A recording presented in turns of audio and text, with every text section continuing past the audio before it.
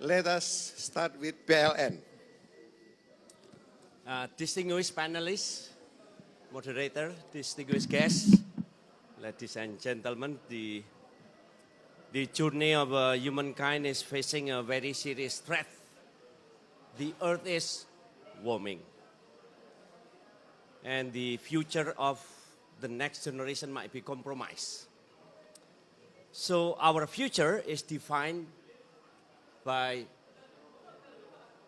both either environmental catastrophic or green revolutions.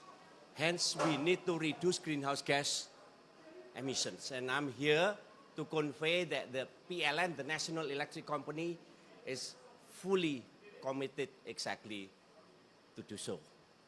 So the second part is how we're going to walk the talk. 3 years ago, we removed 13 gigawatt of coal in the planning phase. That's avoiding 1.8 billion metric tons of CO2 in the span of 25 years. 3 years ago, we redesigned our national electricity planning to be the greenest in the history of PLN. 51.6% of additional capacity is coming from renewable energy. 3 years ago, we launched the net zero emission by 2060. So where do we go from here today? So today we are in the process of redesign our national electricity planning again. In the new design, we add additional capacity. 75% of additional capacity is coming from renewable energy. 25% is coming from gas. Of course, we face a very serious challenge. There is a mismatch between the locations of large-scale renewable energy with the epicentrum of demand. We need to design and develop the green enabling transmission line.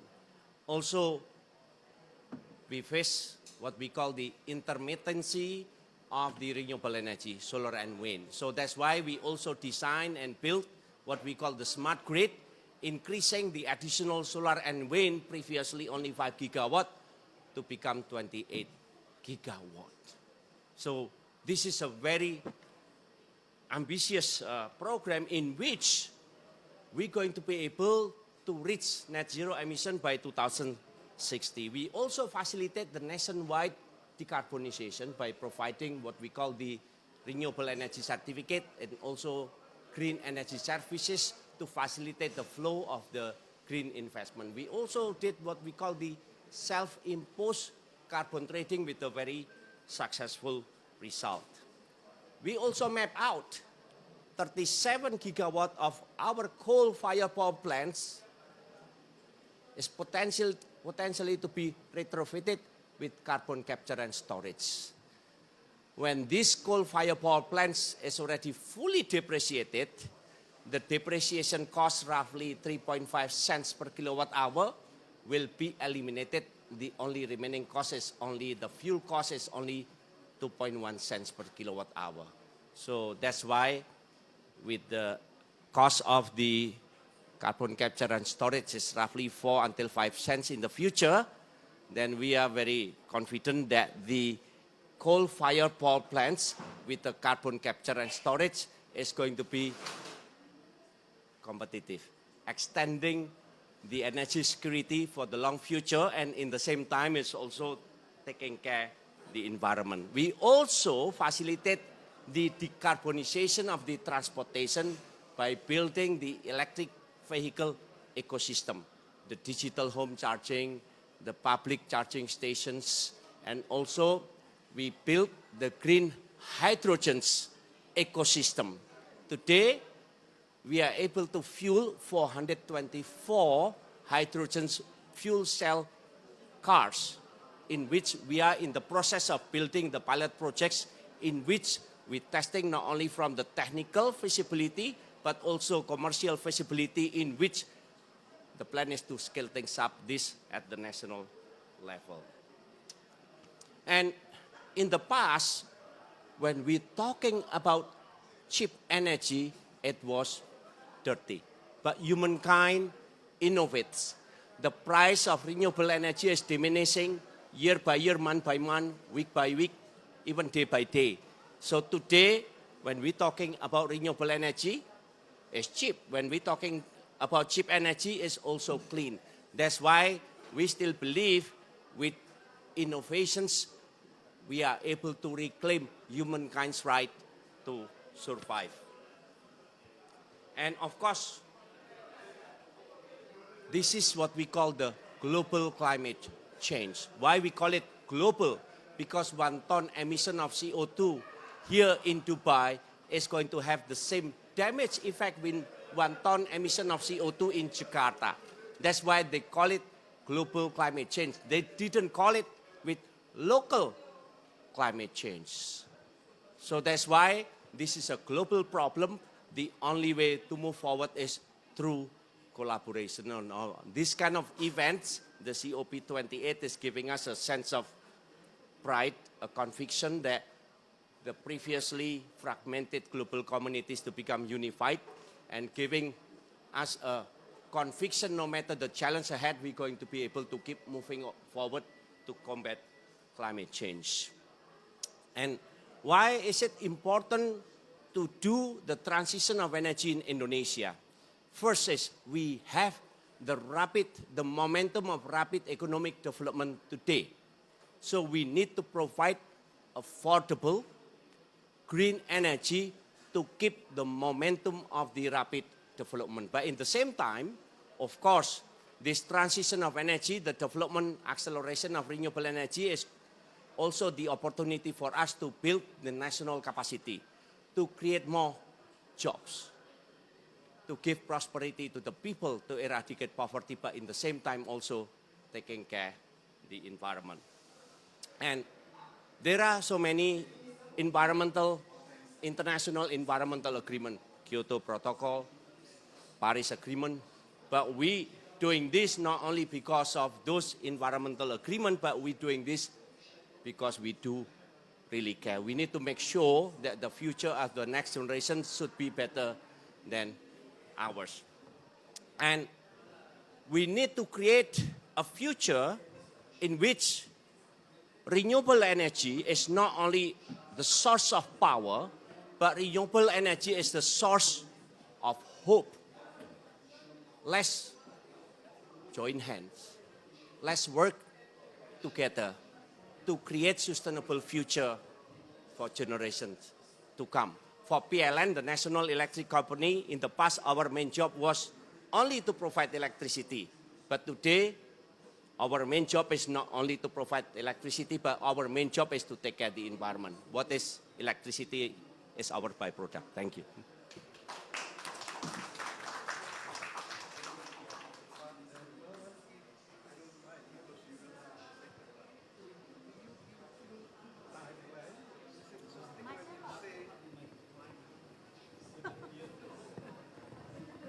So Pak Darmawan first. And we are entering a critical phase of the transition of energy. Why I call it critical? Because it offers great challenges, but also magnificent opportunities. What kind of challenges? Let's say 4 years ago, our base load mostly coming from coal, 6 cents per kilowatt hour. And when we're talking about solar and wind at that time, it was 11 cents, 12 cents, even 13 cents. So when we're talking about variable renewable energy, intermittent, solar and wind at that time is going to increase the cost of electricity. But how about today? How about the future? Moving forward is we're going to use hydro, geothermal, gas-fired power plants. It's not 6 cents. It's not 7 cents. It's 9 until 11 cents. While the price of solar and wind today is already diminishing to become only 5.5 cents, 6 cents, or 7 cents. Meaning today, when we add solar and wind, we're going to be able to reduce the overall cost of electricity. We call it the levelized of cost of electricity. That means one thing.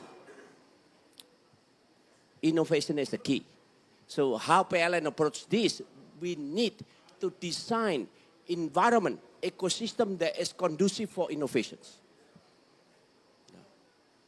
How are we going to do it?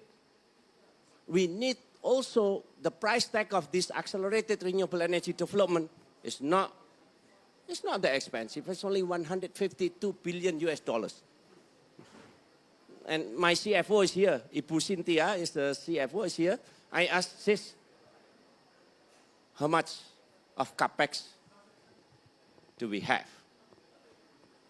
And I can convey to you, PLN is not going to be able to bear the burden alone. The only way to move forward is through collaborations. So we need to build strategic alliances.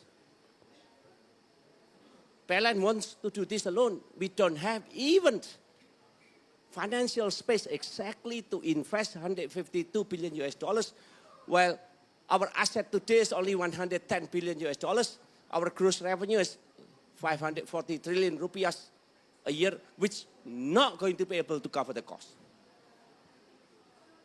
So those are challenges, but I can see, I can feel the spirit in which everybody in this room understand that the future of humankind might be compromised. We're not going to be able to do this alone. We have to be unified.